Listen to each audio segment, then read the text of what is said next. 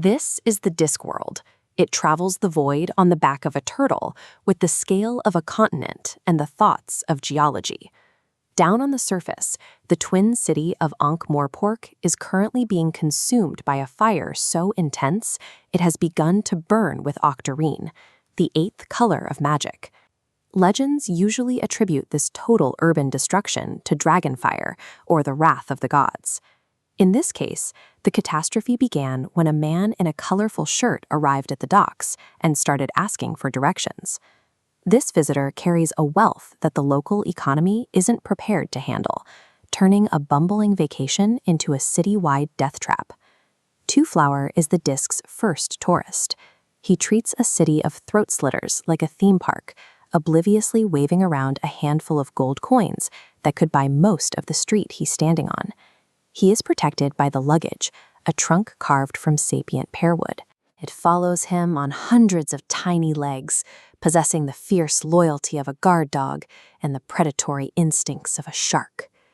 Rincewind, a wizard with the magical capability of a damp match, is the only person in the city who speaks the tourist's language. His life consists entirely of a series of desperate attempts to be somewhere else.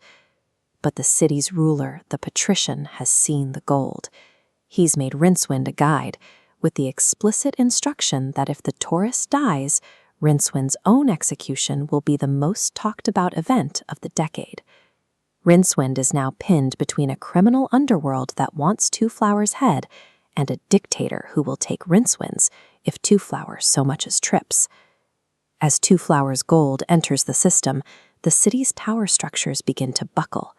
The thieves, the assassins, and the merchants' guilds all realize that whoever controls the tourist controls the city's entire liquid currency.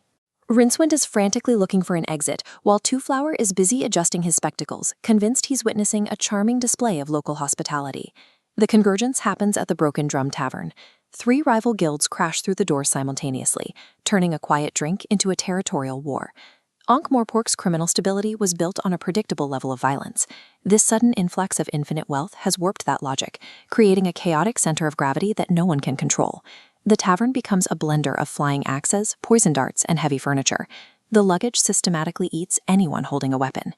In the middle of the carnage, Twoflower is sitting at the bar with Broadman, the landlord. He is trying to explain a foreign concept he calls kangaroos. Kangaroos is Twoflower's awkward translation for insurance, a financial concept that doesn't exist in a world where people solve problems with swords. A merchant pays a small premium based on the probability of his ship sinking, receiving a full payout if it does. Broadman realizes the probability of his wooden tavern burning is 100%. The payout dwarfs the building's value. He does the math. Twoflower has just handed a loaded financial incentive to a man who owns a very flammable piece of real estate. The violence is so concentrated that the anthropomorphic personification of death actually arrives in the room, leaning on his scythe and waiting for the inevitable. Rincewind manages to punch his way through a gap in the brawl, grabbing Twoflower and dragging him toward the back exit, just as the air begins to smell of lamp oil. A second later, the broken drum disappears. A massive fireball sends the roof into the sky and turns the tavern's ganglion into a pile of smoking splinters.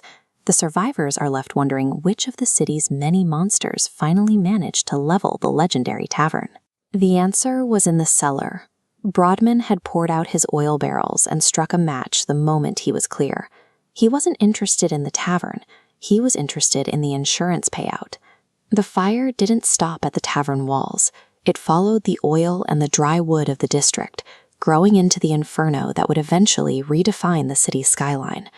Rincewind and Twoflower are already at the gates, walking into the sunrise while the city burns behind them. The coward is still trying to save his skin, and the fool is still looking for a souvenir.